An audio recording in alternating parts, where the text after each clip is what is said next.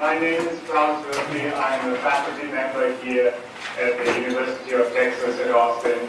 I'm in integrated biology, which is our department of ecology, evolution, and behavior.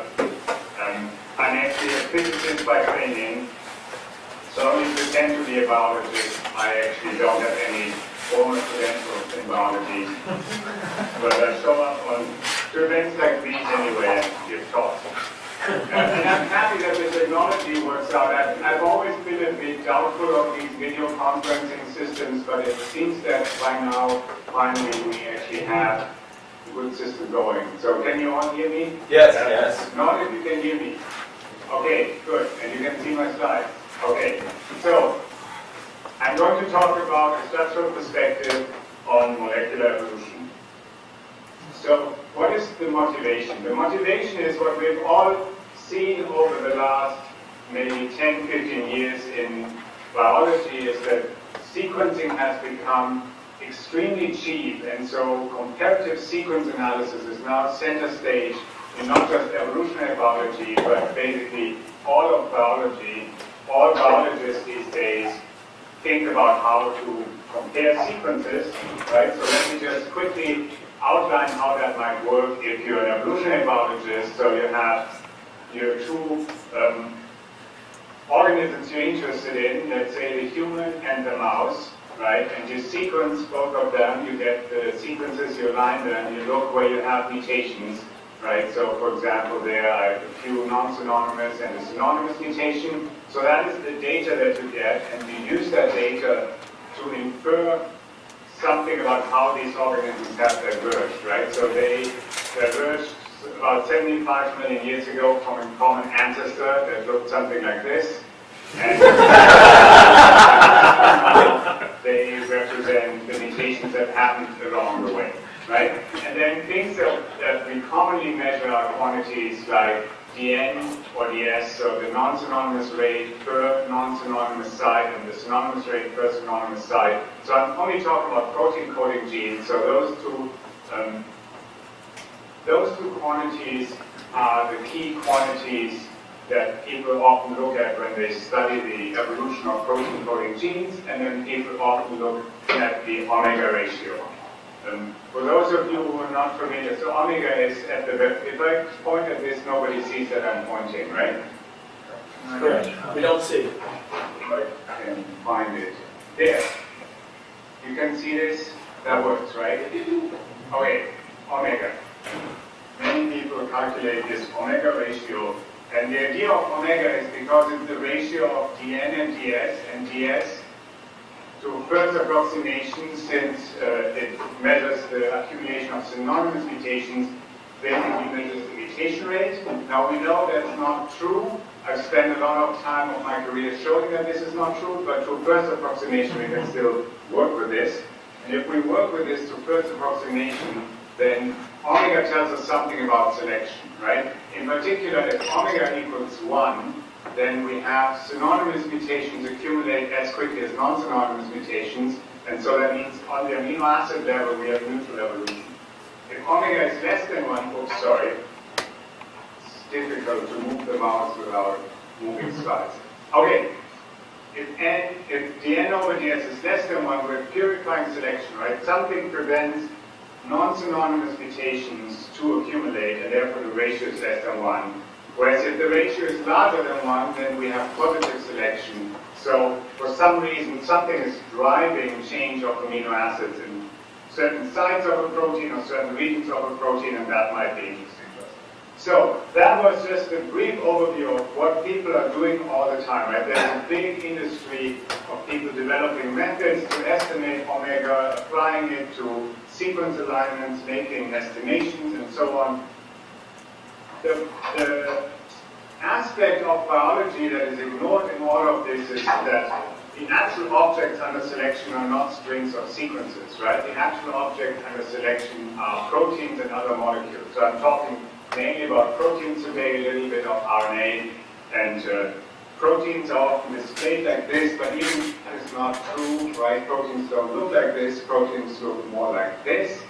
And what that means in particular is there's no big gaps in the middle, right? In the middle, proteins are pretty solid. On the outside, they tend to be, well, there's a surface, right? So this protrusion here pretty much sticks out into the solvent, whereas stuff in the middle, stuff that is here where it is shown as empty, is basically in the core of the protein.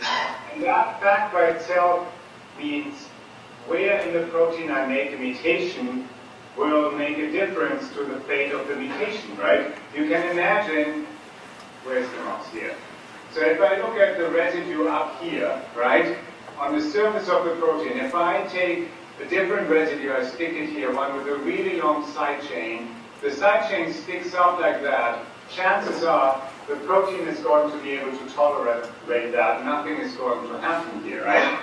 But if I do the same thing somewhere here in the middle, so let me go here, if I go somewhere in the middle of the protein and I replace a small residue with a large residue, chances are there's actually no space in the middle of the protein to stick the residue there, and as a result the protein may misfold and that mutation may actually, if it's an important protein, that mutation might have a severe fitness cost, right? So that just serves as a motivation why where in the structure you make a mutation may have an effect on the fitness of that mutation, and certainly when we analyze sequences, we want to take that into account. And that's roughly the game plan that my lab is currently pursuing to a large extent. And what I'm going to talk about today is 3 projects that relate to this overarching idea that selection happens on macromolecules, and we want to really take the structure of the proteins into account, or RNA, last part will be about RNA, when we analyze sequences. Okay, so if I have time, which I think it will about work out, I have 3 projects. The first asks, can we use protein structure to identify sites under selection in viral genes? The second asks, how do cellular membranes affect protein evolution? So this is about membrane proteins. The third asks, how does selection for accurate and efficient gene expression shape sequence evolution? Okay, so I'll start with the first one. Can we use protein structure to identify sites under selection in viral genes? That's a project that was done by a graduate student in the lab, Austin Meyer, and an undergraduate has contributed a little bit of work that I'll present towards the end of this. So the motivation for that project was a paper that came out in 2009 by Franzosa and Jar, which showed that the evolutionary rate of protein coding sequences in yeast increases linearly with relative solvent accessibility. What is relative solvent accessibility? That's basically a measure of where you are in the protein, whether you are in the core or on the surface of the protein structure, right? So relative solvent accessibility is a number that runs from 0 to 1. 0 means the residue is completely in the core of the protein. There's absolutely no water that touches that particular residue.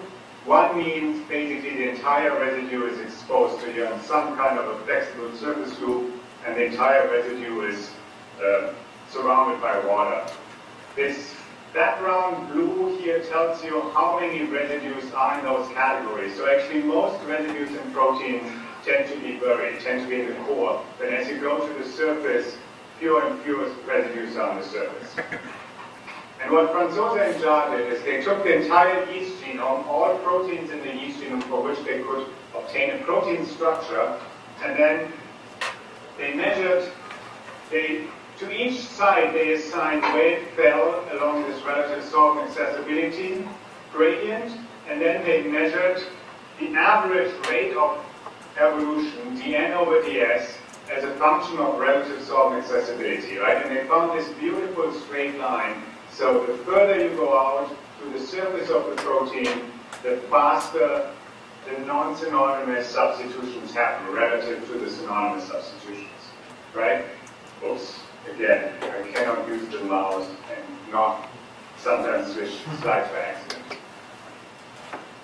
It's important to remember those, this is an average, right? So this line that you see here is the average behavior over several hundred proteins, each with several hundred sites, right? So if you have a large number of proteins with a large number of sites, then on average, you'll find that exposed residues evolve faster than bird residues. And our explanation for that is exactly what I gave earlier, that if you make a mutation on the surface of a protein, you're less likely to cause trouble, less likely to disrupt any structural constraints, steric constraints in the structure of the protein, whereas if you make a change in the core, you're more likely to disrupt the folding of the protein and therefore cause trouble.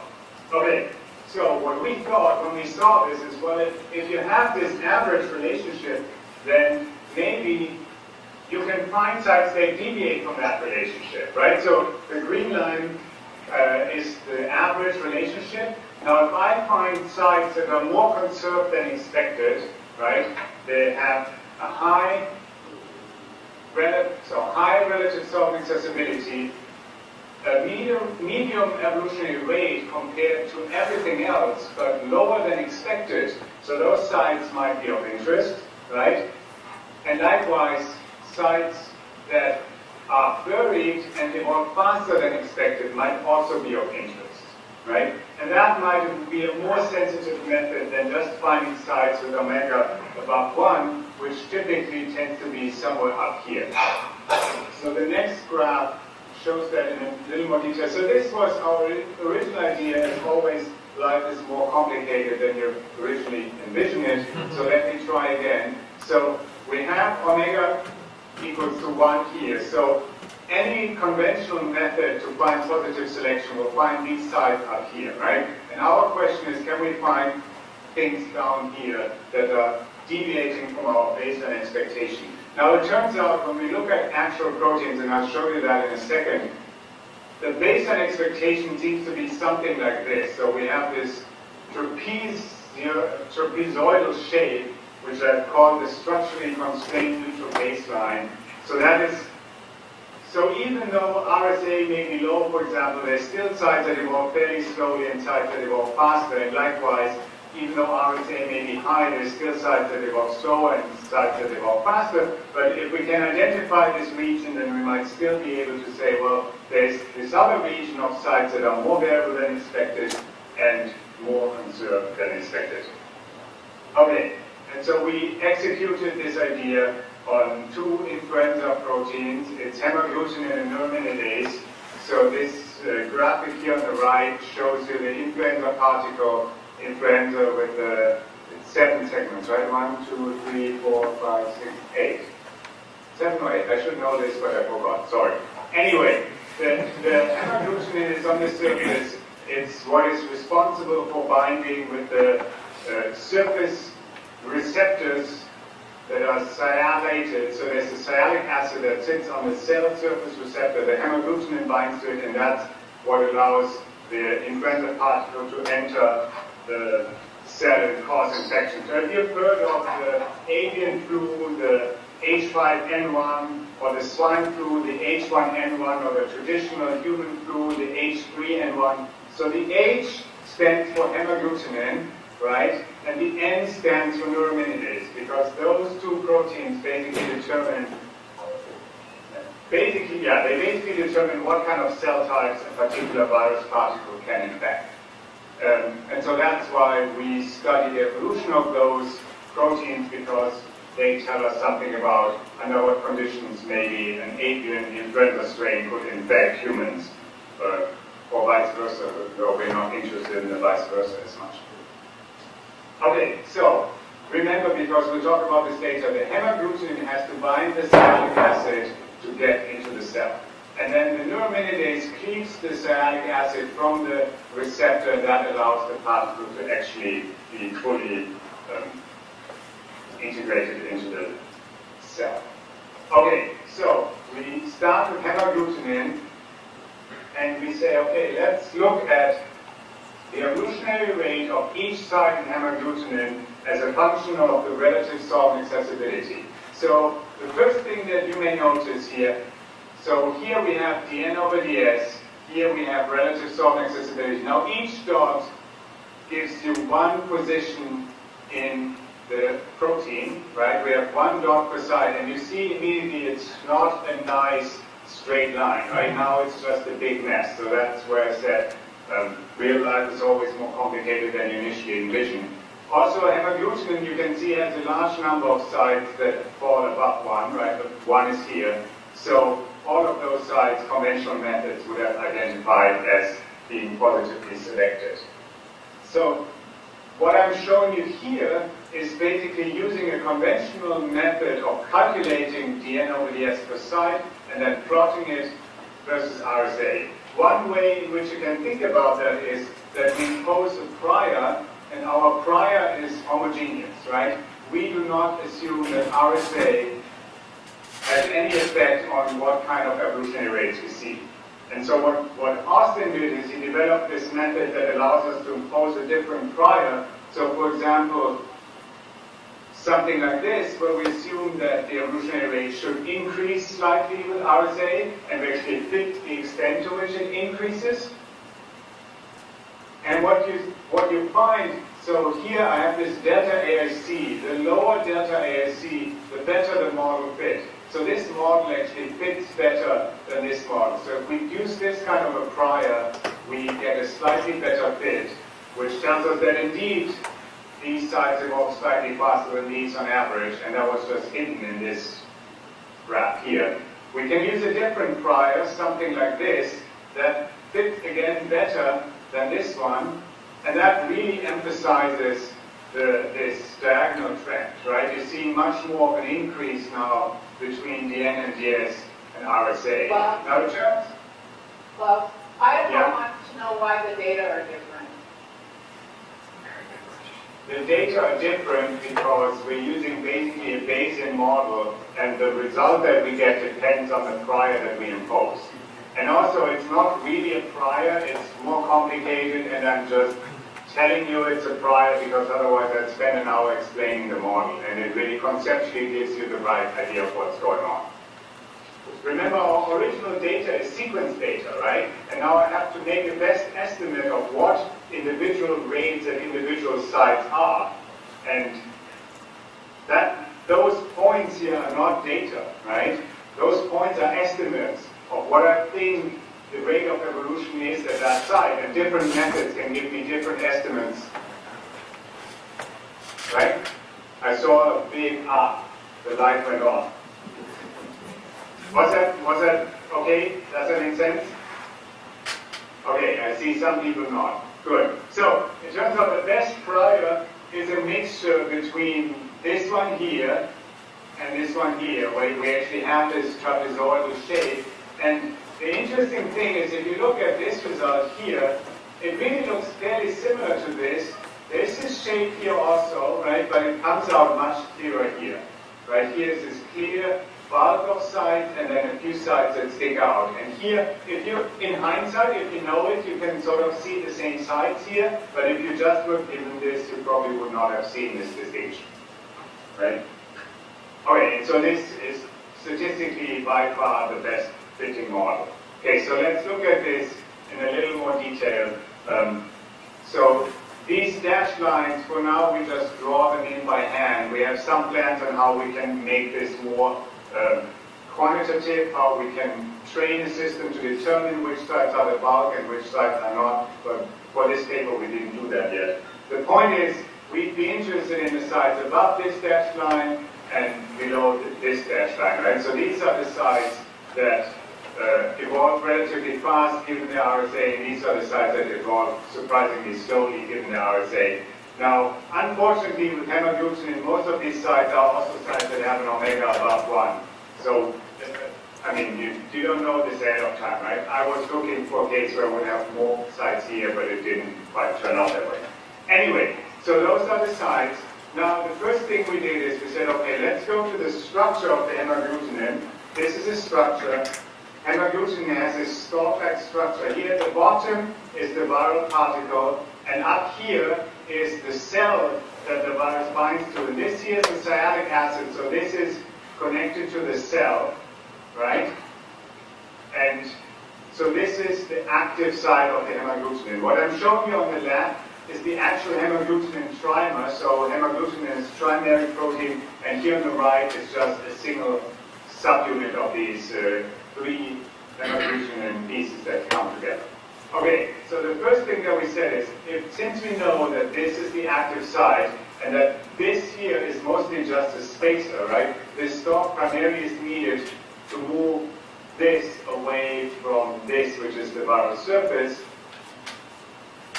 Are these sites up here enriched in the section of sites that we're interested in? So this is what I've done. We have taken all the sites that are close to sialic acid binding. So I'm naming them here sialic acid binding. It's not quite right? What that means is those sites are close to the sialic acid binding region, but we're taking all of them. So some of the red sites may actually not be involved in sialic acid binding. The main point that we find is that these sites are significantly enriched above this dashed line versus below, right? So we calculated an odds ratio. So a red site is 6.6 times more likely to fall above the dashed line than below the dashed line. Right? So we took that as an indication that our method is doing something right. And actually, incidentally, it may also be that these sites down here are very important. These are the highly conserved sites. They may need to be conserved to keep sialic acid binding working as the virus evolves. Okay, the other thing that we can do is, I told you earlier, we're interested in these sites, and we're interested possibly also in these sites, right? So now we go back, we go the other way around, we take the sites that we identify here, we map them onto the structure. So this is what we've done here. Again, the hemagglutinin structure, sialic acid. Green is the overall protein. I don't know how well you can see this. So the orange here, those are sites that are evolving faster than expected, and blue are sites that are evolving slower than expected. So again, what you can see here is that most of the orange and a fair amount of blue is concentrated in the top. There's some clusters of orange here that may actually be evasion of antibodies. So most antibodies also bind here, but sometimes antibodies can bind in other regions of the hemagglutinin. And so if you have clusters of rapidly evolving sites, that may indicate that that's a region of the protein that is escaping the antibody. And then there's the blue sites, they're sort of scattered around, but we found a few interesting things. So there's a blue site right here, which seems to be involved in the trimer interface. So if you look at the trimeric structure rather than the monomer, then this site forms an important hydrogen bond between the two subunits. And these sites here, we did not include them in our sialic acid binding region because we had invoked an arbitrary cutoff. We had said everything within 8 angstroms from the sialic acid is sialic acid binding. And these here, this one and this one, is right outside of our arbitrary cutoff, but really if you look at the structure, still very close. So maybe those sites are conserved because they need to be conserved to keep the sialic acid binding pocket functional. So this is a different view of the same. So this is again, this position corresponds to this position. There's another blue position in the trimer interface. And again, you see here how close this one is to the sialic acid binding. Okay, so that was our application to hemagglutinin, and we also did neuraminidase. And I'll just jump right through the results. So again, we have our 4 different priors. If you do the standard approach, you get this, and then the models improve as we improve our prior. And what you see here is you have this bulk of sites. So unfortunately, very few sites in neuraminidase deviate from that bulk. But then we have this one site here that totally sticks out. And it was sticking out here already, but here you would not maybe have said it's special relative to several of the other sites. Here it is clearly special, right? And it turns out that site is the oseltamivir resistant site. So oseltamivir is a compound in Tamiflu, right? And neuraminidase has evolved resistance to Tamiflu, and the critical mutations happen exactly at that site, which clearly sticks out by our method. So that is what we have so far for this first project. So let me just summarize. So the question was, can we use protein structure to identify sites under selection viral genes? And what we found is our RSA-dependent model, so the model where we include protein structure in the model fitting procedure, fits the data significantly better than the conventional model, and the model separates sites of interest more clearly from background variation, right? You could argue that all the conventional models, most of the sites, they would also have found them, but in every case that we've done so far, which is 2, admittedly, the composite structure separates the sites more clearly. However, so this is a project that is still actively ongoing. There's a lot of additional work that needs to be done. So one thing is we need to test this model on a broader range of proteins, obviously, right? Once we have maybe 10, 20 proteins that we've analyzed, we will have a better sense of what is just an accident and what can we generally expect this model to do. And further, and that's something that I'm very interested in right now, clearly RSA is not the best measure yet. So we need to develop better structural predictors of site variability than RSA. If you think about it, we plot evolutionary rate against RSA, and our hope is that that organizes our sites such that the more conserved sites fall to the left and the more variable sites fall to the right. If I have a different quantity that predicts variability better, then I'll get a cleaner baseline, and it will be more easy to identify sites that deviate from that baseline, right? So that is an important next step that we have to do. However, as an estimate of how good could we ever be, right?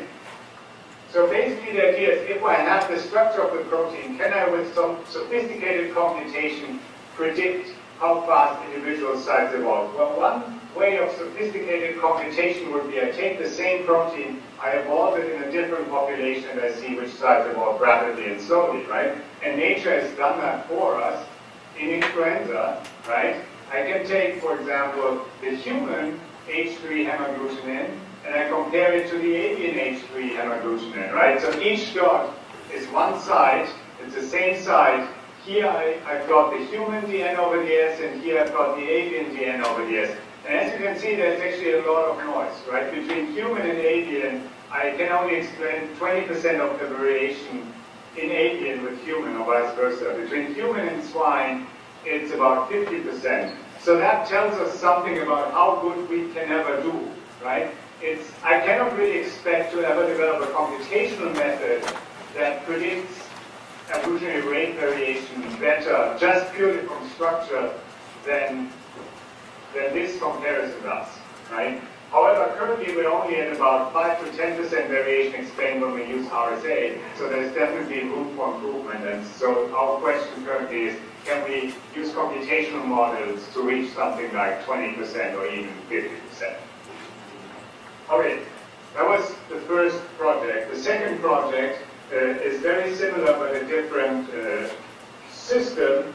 So now the question is, how do cellular membranes affect protein evolution? That's a project that was done last fall by graduate student Stephanie Spielman, and it just came out in the Journal of Molecular Evolution. So in particular, a lot of proteins are membrane proteins, right? They span the cell membrane, and we want to know whether the region that spans the membrane experiences different selection pressures than either the regions inside the cell or outside the cell. We studied this with a system called GPCRs, G-protein coupled receptors. That's an extremely large class of receptors.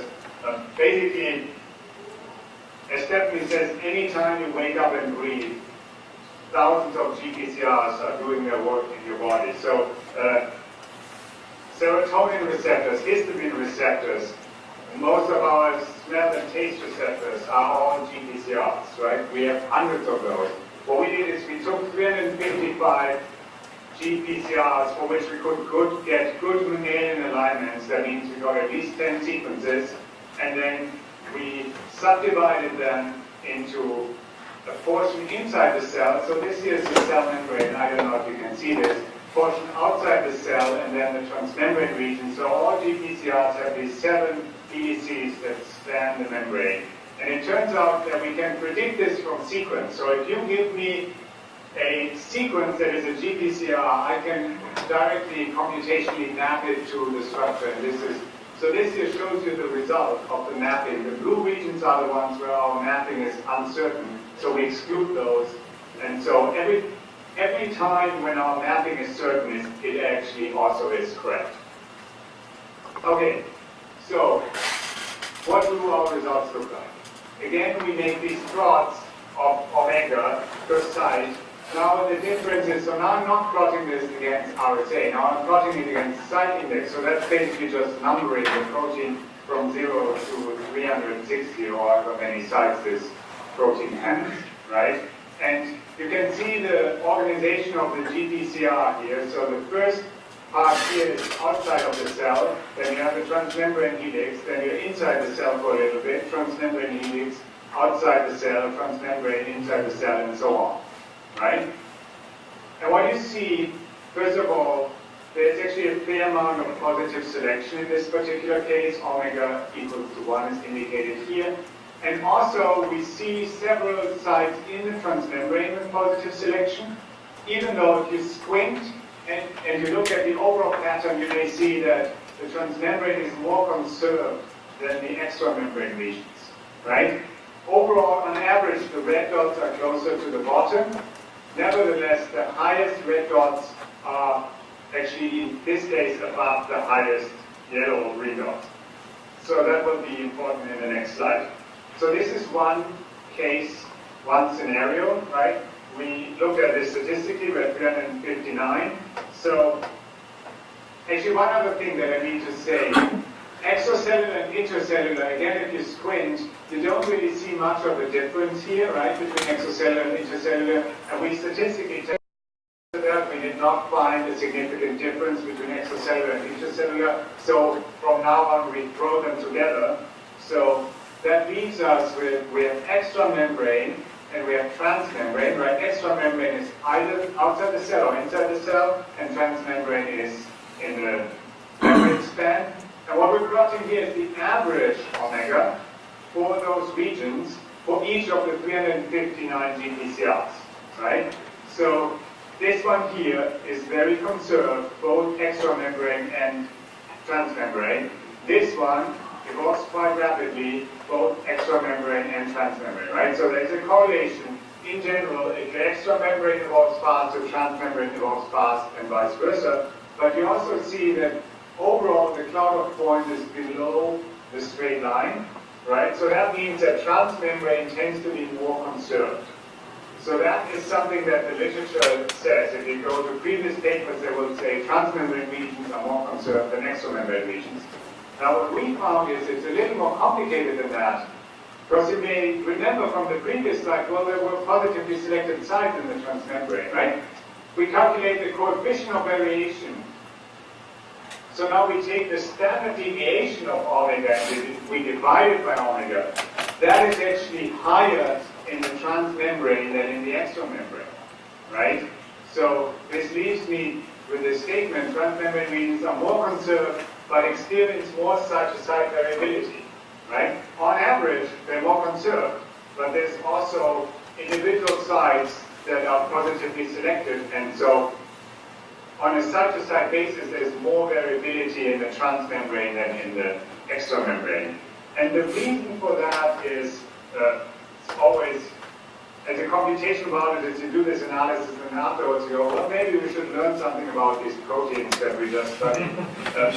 So the transmembrane region often is actually functionally important. It's important for ligand binding in many cases. So actually, to a biochemist who studies GPCRs, it's not that surprising that some sites in the transmembrane region might be important in under positive selection. And so our bioinformatics data bears that out.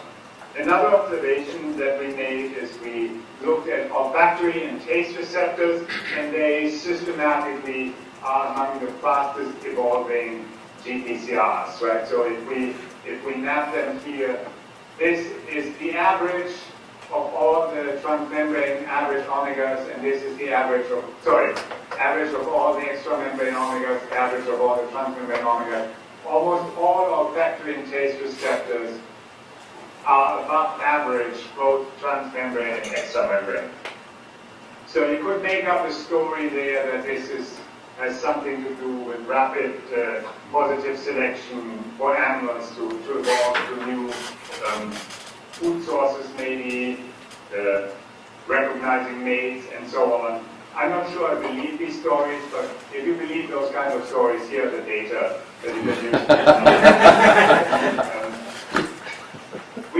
We wanted to do something else. So originally, actually, we were motivated by the question whether the protein structure itself imposes this constraint on the transmembrane, right? So some people have said, because it's known in the literature that buried sites are more conserved than exposed sites, some people said, well, maybe it's just that the transmembrane region has more buried sites, and because of that, you would expect this pattern. So you need to control for RSA, and we did that. So this is one example plot where we did that. We did about 7 of those. So for this one, you need the actual structure. So we could only do it on a few proteins for which we had the structure. So what you see here is now we're going back to RSA, right? The most buried sites, the most exposed sites.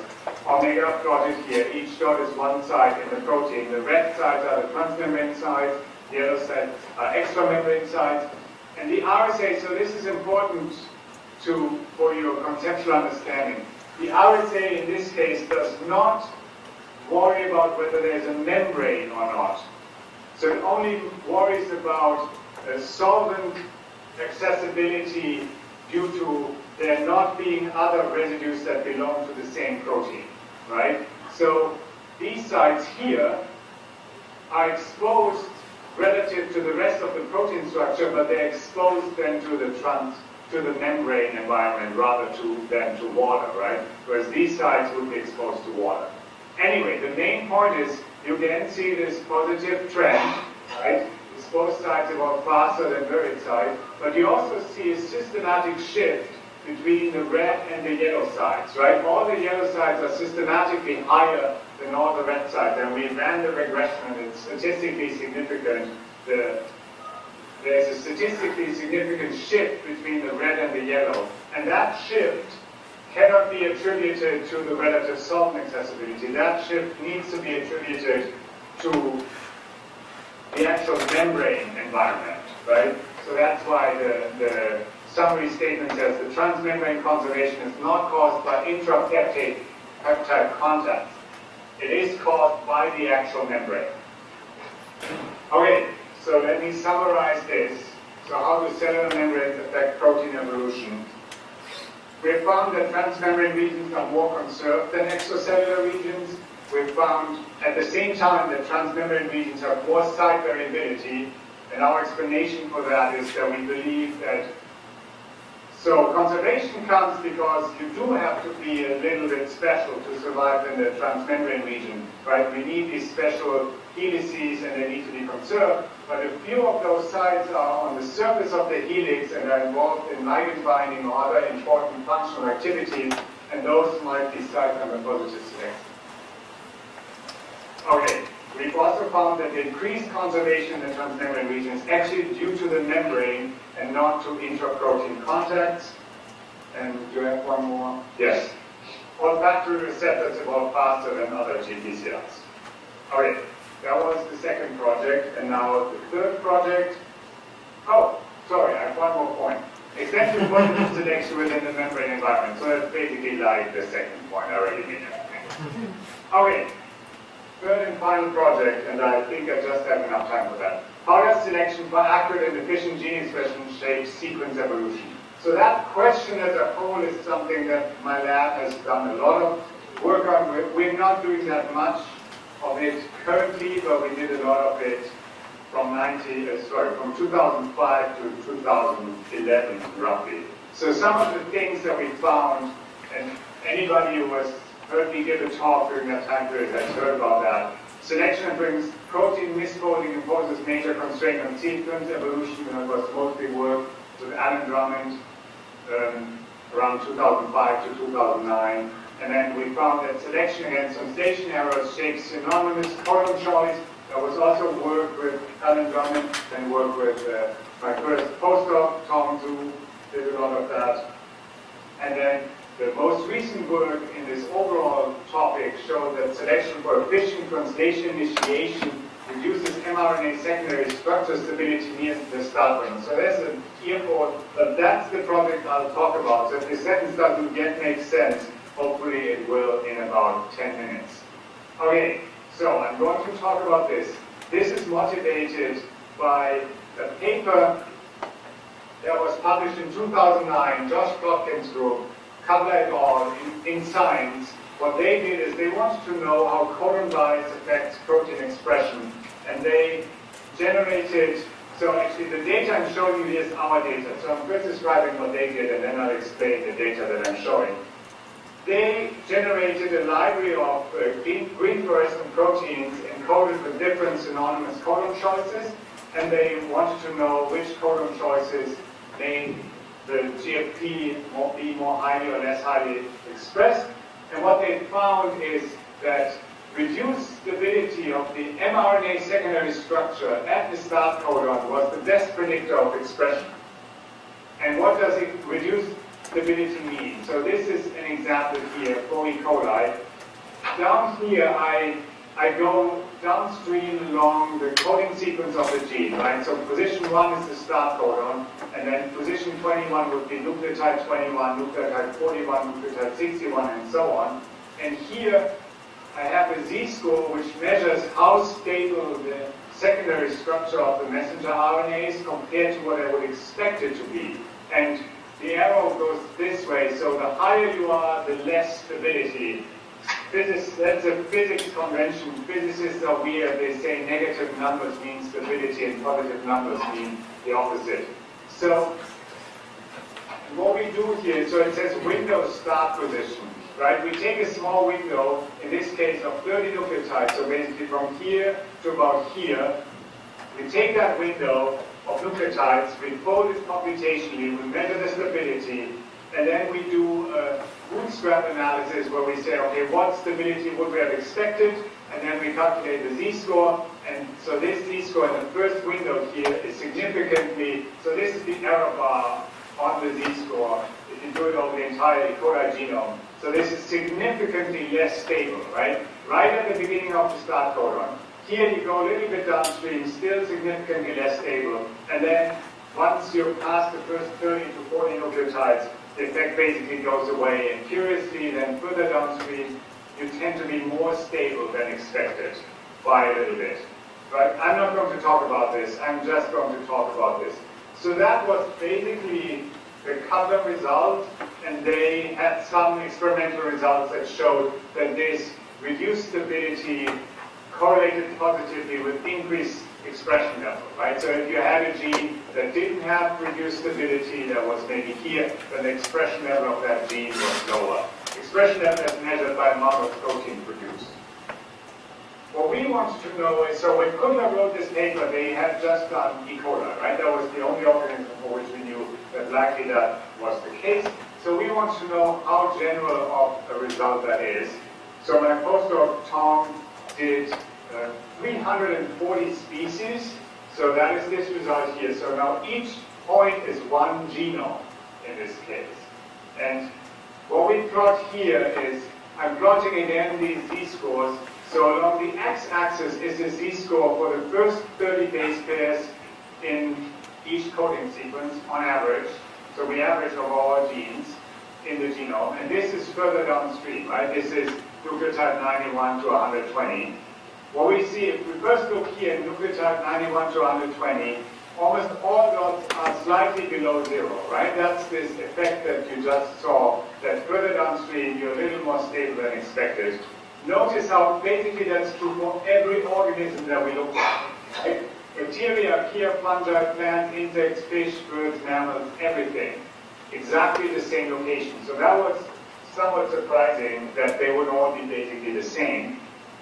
Now, if you look at the beginning, just next downstream from the start codon, first of all, basically all organisms are above 0, right? Here's 0. So we're in the lower right quadrant. Almost all organisms show increased stability near the start codon. The only exception, systematic exceptions, are birds and mammals, which are down here, and a few bacteria and archaea, which basically are just right around 0. The other thing that you notice is, on that dimension, it's actually a huge spread, right? In this dimension, it basically goes from 0 to minus 0.2. Here it goes from 0 to almost 1. Huge spread along this axis. So we wonder whether we could explain this spread, and it turns out we can. We can explain this by genomic GC content. So here I show you the Z-score again. Z-score in the first window as a function of the mean GC content of the genome. And you see there's a nice positive correlation. The higher the GC content, the more reduction in stability you have. And again, birds and mammals are the ugly outliers down here. They don't fit the overall pattern. So there's a simple explanation for that, right? A GC base pair is more stable than an AU base pair because the GC base pair has 3 hydrogen bonds, the AU base pair has only 2 hydrogen bonds. So if you have a high GC content, you're over here, then random sequences tend to be very thermodynamically stable. And if you need low stability at the start codon, I didn't say why we think we need that. But so the model is that we need that for translation initiation, right? The ribosome needs to start translating at the start codon, and if there's a strong secondary structure, the ribosome may not be able to open up the structure. So for high GC content, random sequences will, by random chance, be highly stable, and therefore, relatively speaking, they need a stronger destabilizing effect. Whereas if you already have low GC content, you already, by random chance, don't have this very stable structure, you don't need a lot of destabilization. What we think is going on with bird and mammals is that they actually don't have a uniform GC content. They have isopores, that is, sections of the genome where you have the substretch of very high GC content and then another stretch of a very low GC content. And for that reason, we believe that neither the GC average nor the genomic Z-score average is particularly meaningful. And I'll show you in a second the figure that shows why that may be the case. So, but first I want to talk a little more about explaining this overall trend. So clearly GC content explains part of the trend. Another explanation that we found for bacteria and archaea was growth temperature. So now I'm only plotting bacteria and archaea, and I'm plotting them against the temperature at which they grow optimally. So there's databases that tell you that, and you just hope they're correct. So we did that, and so there we see a negative correlation, right? So first of all, notice it's actually a triangular shape, right? At low temperature, you have pretty much everything from 0 to high Z-scores, and then at high temperature, you only find low Z-scores. But at low temperature, if you have high GC content, you need to be up here. But if you have low GC content, you can be down here, right? Low temperature, high GC content, that's the worst case scenario you can be in. Then your structures are really stable, and you need to coat them in particular ways so that they still can be opened by the ribosome. If you are at a high temperature, so this is 100 degrees centigrade, right, almost boiling water, it's difficult to make a stable RNA structure at that temperature anyway, so those organisms do not experience a strong selection pressure to reduce their stability. Right? So that's that. So that's, again, consistent with this thermodynamic picture that organisms that experience a thermodynamically motivated, stronger secondary structure for random sequences, they experience stronger selection to destabilize the sequences at the beginning of the start codon. One last thing that I want to talk to you about related to this topic is we also look within genomes at the distribution among genes. So that is this here. What I'm showing you here is, again, Z-score at the beginning, Z-score at the beginning, but here I'm plotting the Z-score for the 5% genes with the lowest GC content, and here the genes with the 5% highest GC content. And this dashed line that you can vaguely see here, that's the 1-1 line. So almost all the dots fall above the line. That means within genomes, genes that have a higher GC content experience stronger destabilizing selection than, stronger selection for destabilization than genes with the lowest GC content, right? So again, it's an additional argument for this thermodynamic hypothesis that it matters what your stability is at random for the environment you're in, and then if at random you would expect a high stability, then you experience more selection for reduction in stability. And here you notice in this case now, the birds and the mammals actually are not outliers anymore, right? They fall reasonably well within the overall cloud. The genes with the lowest GC content in birds and mammals have a z-score below 0, but the genes with the highest GC content have a z-score above 0. So we think that the birds and the mammals experience this selection pressure just like any other organism. It's just that the genomic architecture is unusual, has these regions of high and low GC content, and that means that our averages are not very meaningful. Okay, I said this was the last slide, but this is the actual last result slide.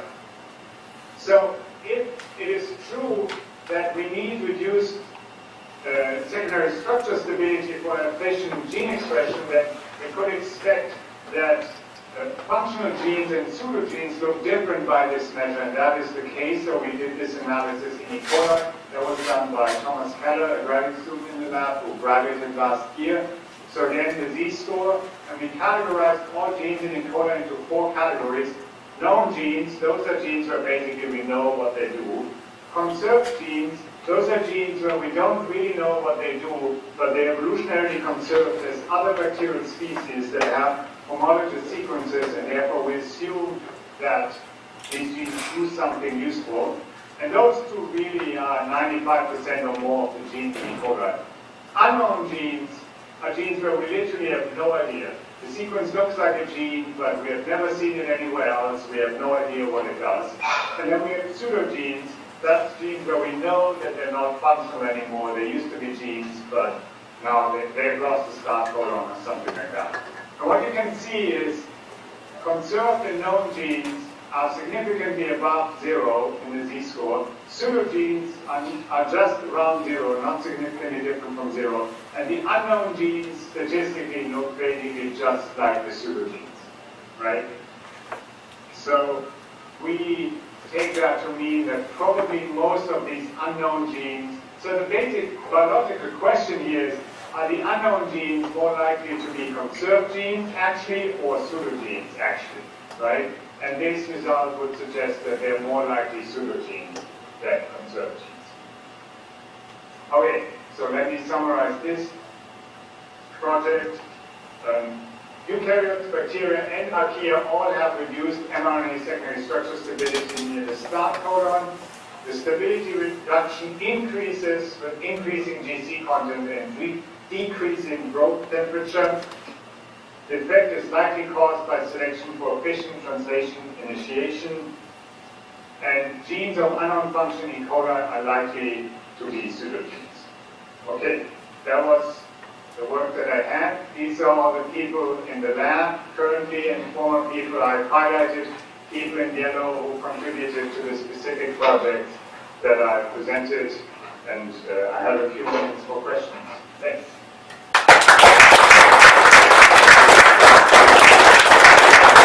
People ask questions now because I'm dealing with 5 different locations, so I guess you just have to shout out. So I have a question, Klaus. Yeah. This is Holly, is it my turn? It is, yes. You're actually the only person I see on the big screen, so perfect. So, when you showed the data from yeast, Yes. exposed versus buried versus GNDS, Yes. the most exposed residues peaked out at a GNDS of about 0.14, which suggests that by and large you're looking at things that are under purifying selection. Yes. But all of the genes that you looked at are genes that we know are under strong selection.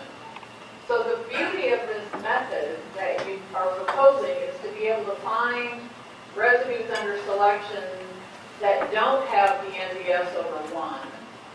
So I'm wondering if you've tried some genes that are not already known to be under strong selection to see if you can find residues under selection with this method. First, My question. yeah, I understand the question. First of all, keep in mind this is an average over all proteins and all sites, right? So this absolutely includes some proteins that do have sites way higher than this average of 0.1. But the average just happens to be 0.1. Now, if I go to, let me see if this is fast enough. It takes a little while. Sorry, my computer can be stubborn. Okay. So this is hemagglutinin, right? And as you correctly say, there's a lot of positive selection going on in hemagglutinin. You have a lot of sites above 1. So this is not necessarily similar to what this average picture looks like. Nevertheless, if you calculate an average here, your average is actually not going to be that high. Where's my, oh, my mouse is here.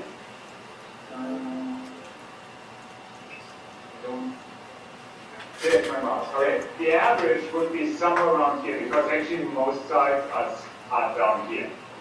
Now, if I go to neuraminidase, actually it's exactly the opposite case.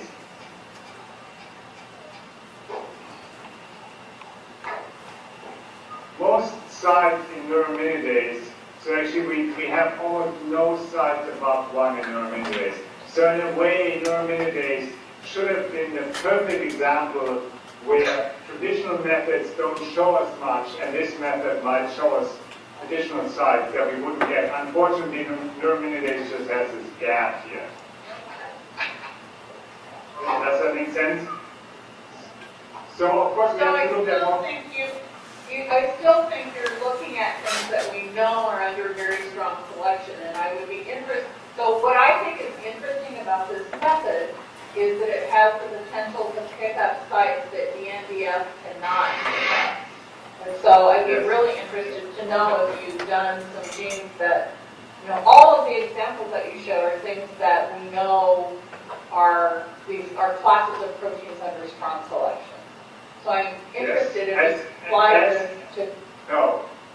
As of now, these are the results that we have. Okay. Are you planning on doing that? Yes and no. Right now, I'm saying yes and no because I feel that we can still make improvements on the methods, and so right now I care more about that than running more examples of the same method when I know that the method has obvious shortcomings that I can improve upon. But as a long-term goal, of course, yes, we will try this on more proteins.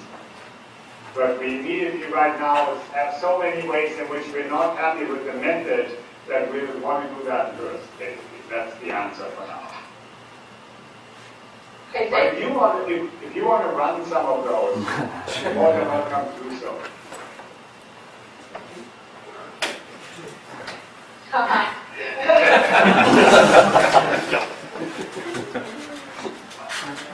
Klaus Richlinski here. I think we're muted.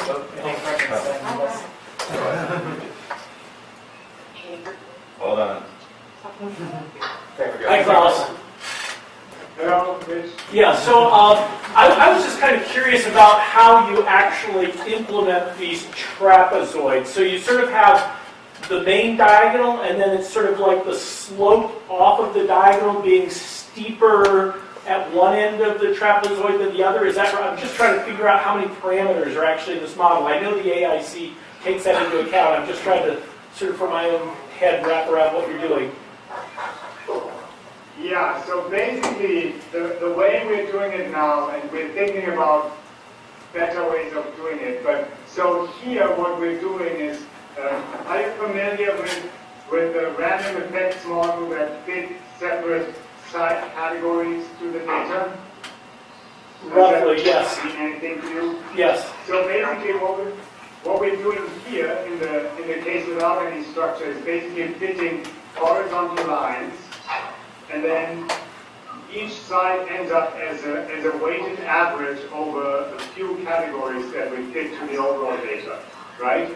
And you sort of see remnants of that here, so we have probably one line here, and one line here, and another line here, and another line here. So typically, for a figure like this, we might have 4 or 5 different categories, and then for each side, we get a weighting. Each side gets weighted to, like it might be, this side here might be 30% this rapidly evolving category, and 60% this category, and 5% this category, or something like that, right?